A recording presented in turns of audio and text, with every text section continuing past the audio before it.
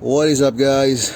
Today we got a 2014 Hyundai Elantra, and we're doing front struts, brake job, and sway bar links. Car has a fair amount of clunks, just not sounding good at all. So I believe to do the struts because of the nuts on the top here, you have to remove the cowling.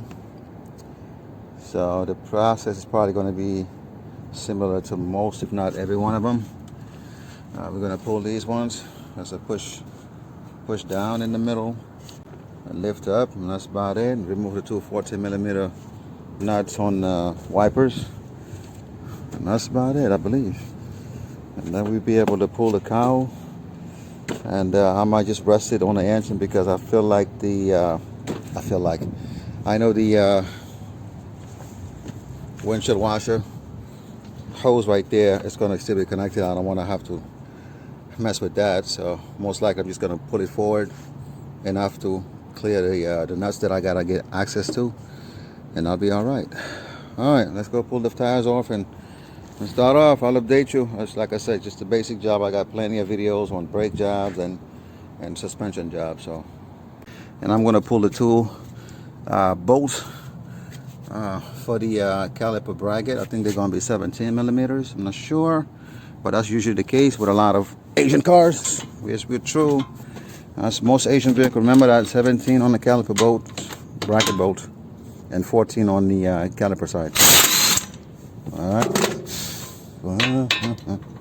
Pull the lower one.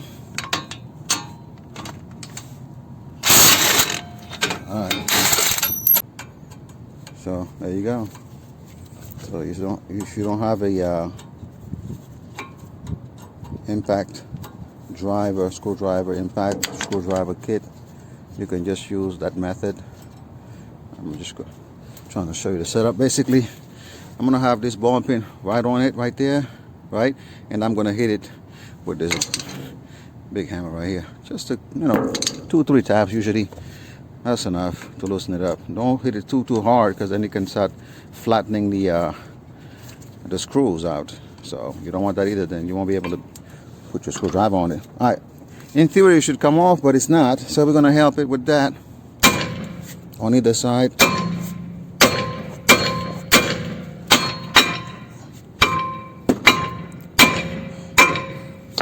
Enough. That's right. 17. And it came off. Wow. Surprise, surprise. Yeah, this one is still in good shape, I guess. Let's pull the cowling off. I'm trying to do it in real time with one hand if I could. Let's see. If you're out of the shot, forgive me, because sometimes I'm busy looking at what I'm doing instead of looking through the camera, because it is what it is. So it's just kind of how it goes sometimes. All right, so those two out. 1, 2. Just bring it back. This one already popped up by itself just by bringing it back. One of the perks of living in Texas, guys. No rust, mostly. All right, this one, same thing. Bring it back. It should come off, but if you don't, just rock it back and forth just a little bit. This one, I gotta help it out. There you go. So, this one is a pin. You're just gonna right there, pluck in the middle. That should be enough. This one, push right in the middle. That should be enough. Let me set this tool on the side. Now we're gonna try to lift it up gently in case we have something else. Well, these things are flying all over the place. All right, so just kind of, back and forth action just like that. That's the best thing to do when you don't know if there's something else attached to it. Don't just yank on it, just like do this little wiggly movement like this, a regular motion, just like that. Just be gentle with it, diplomatic with it, you know what I'm saying? Anyway, we got these 3 nuts. That's what we were looking for. If you got it's just time to vacuum out or whatever you need to do. Now I got two what looks like 12mm bolts holding all this bracketry. So we're gonna remove those two. Good. Oh well. That's how you want it. One and the one on top. Okay, if it'll catch. Alright. Alright, let's see. Yep, it comes out without that, so that's about it. Guys, if I can do this with one hand, you know you can do this, right? I don't think I have to. So, two bolts removed, so nuts. Nut number 2. And now nut number 3. Let me see how I'm going to get access to nut number 3. Alright, I still can get access. Can you see it?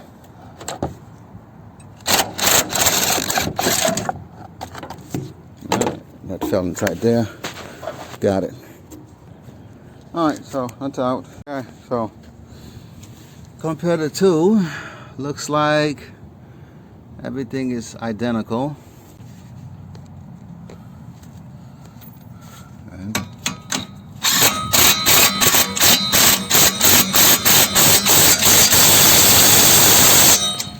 nice. Nice. All right, that's good and tight right there. Oh yeah, look at that. 17 is good there. Just gotta hold it in my hand.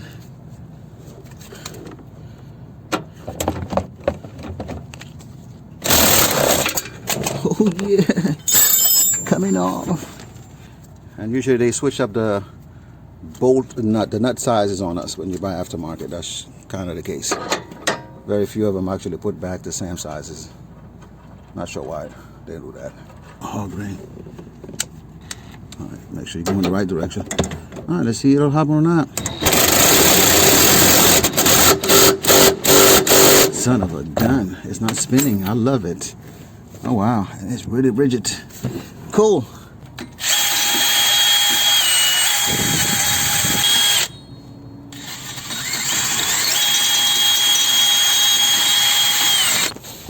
All right, looks better. A little bit of brake clean around it. That's about it right there.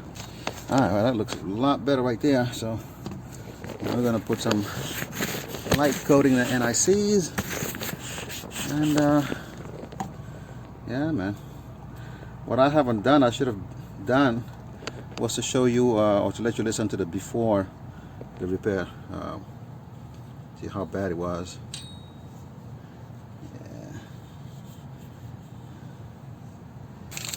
Alright, so that is that. I'm gonna hit it with a light mist of brake clean, just like that, and wipe it dry, just like that. Alright, that's cool right there. Now we're gonna line up the bolt holes with the screws. One hand. One hand, right there. Okay? Now if you want, you can take some NICs and put on these threads. I'm just going to dip it in there just lightly, right there. Just lightly, nothing much, you know what I'm saying? Put on there. Screwdriver. Come on, come on. Let's play nice. Let's play nice. There you go. Drive the screw in, please. Alright, cool. Now we're cooking.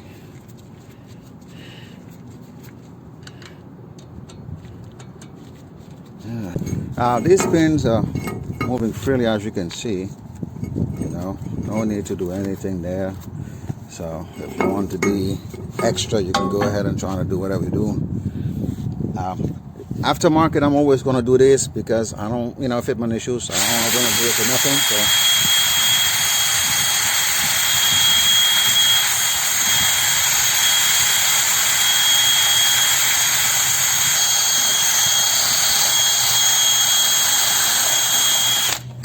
That's just how it is for me. My own personal experience with aftermarket parts, and especially brake hardware don't fit properly. Always a source of comeback.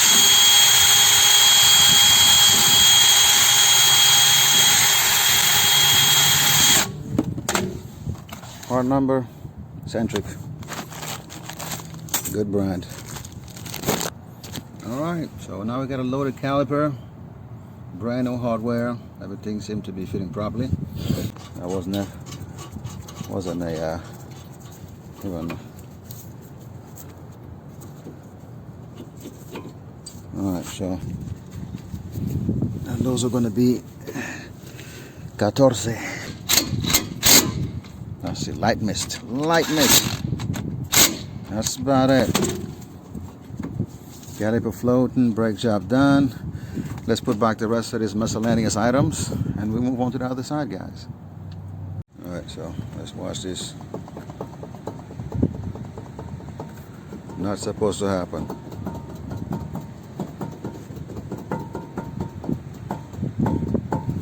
So, wood bearing, no good. Has to be replaced. Alright, so there goes the setup. You know the drill.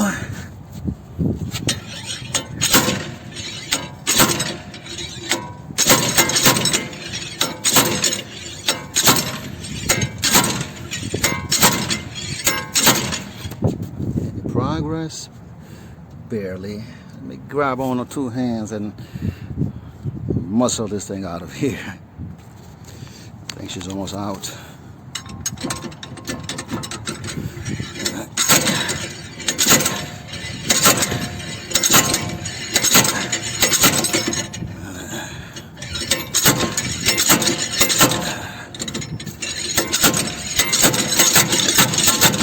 Almost out.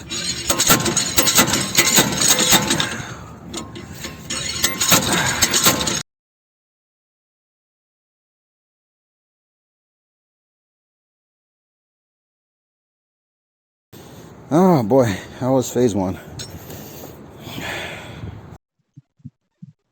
She's almost out. You can see her right there.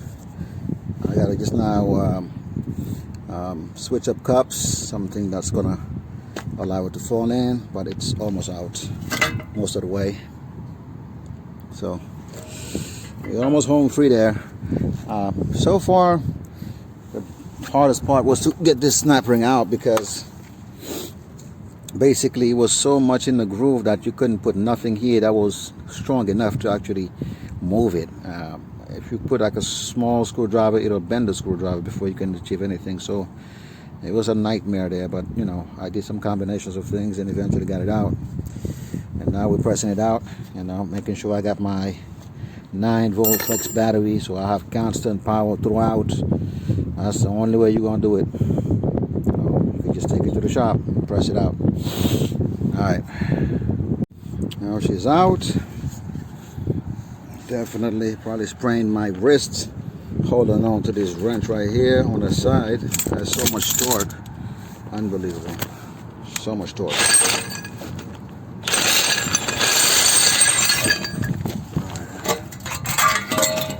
Whew, whew, whew. There she is. Alright, so I'm going to clean do some housekeeping here, make sure everything is clean, make sure the bore where the snap ring is going to go, the bore is good enough, and press it in your one. Alright, so there goes the new bearing. I got it from the local parts store. Not sure what the manufacturer is. I guess right there, quality built. Part number right there, made in China. It is what it is. Again, this one doesn't have a magnet because the ABS sensor is picking up off that torn ring right there on the axle. So either way, you can put it this way, that way, whichever way you want, doesn't matter. So I'm gonna put it this way. Make sure it's centered, and then I'm gonna have It's gonna, yeah, I think it fits with this in here. Maybe a little bigger than that would be probably better. A little bit bigger. Let's see. Yeah, looks to be too much or no? I really can't tell. Looks like flush actually. No, it is flush. This is perfect. So we're gonna use this to press it in because we want to press from the outer lip, and we want to have a nice fit there. So we'll use our little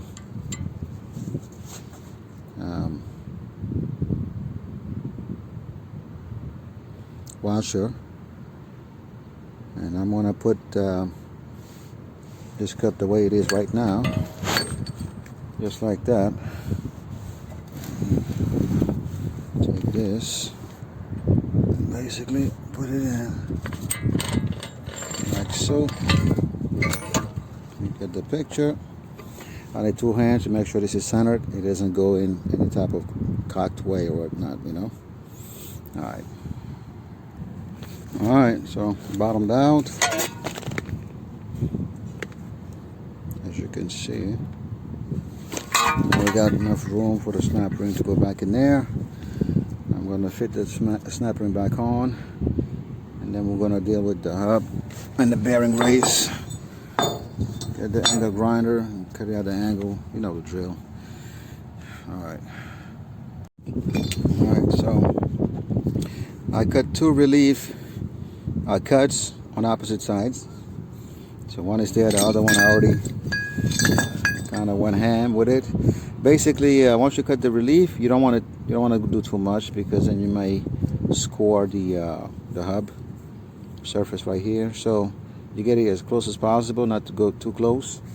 And after that, you take one of the chisels right there with a hammer and just strike it right there in the little groove, and usually it just pops it loose, or just because it will crack that, and that's less risky than using the die angle grinder the entire way, because you can definitely score that. So right now you can see it's moved, so it's just a matter of now finishing up this side, so I can just kind of pry it up like that. All right, so there goes the hub. I still nicked it a little bit, as you can see right there, but not to worry. I'm just going to make sure there's no sharp edges. That shouldn't hurt it. Okay. All right, she's ready to go back. Right there. All right, all pressed up. Okay. Snap ring in place. So now I gotta wait for the part saw to be done, or done, to deliver the lower control arm, because this ball joint is shot as well. Look at the play. It has like upward and downward play. So once you have that on the ball joint, you might as well discard it.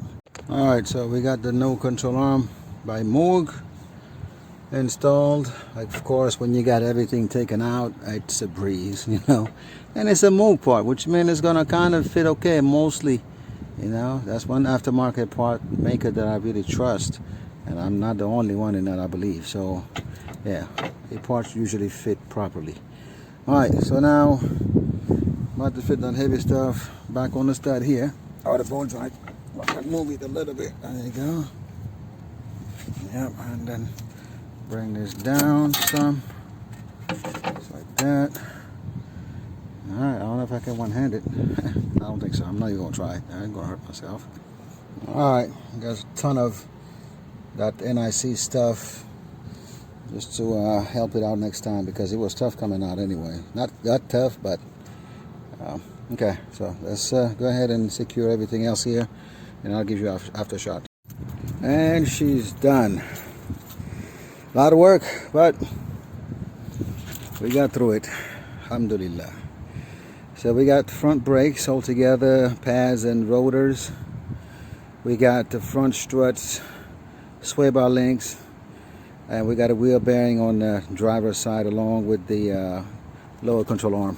That's a nice quiet ride, just like you like it. That's good enough. That's the world of difference between where it was and where it is now. So I'm pretty sure the customer will be satisfied. All right, guys. So closing out this video now. That's a 2014 Elantra with the front end overhaul and the wheel bearing job. Signing off.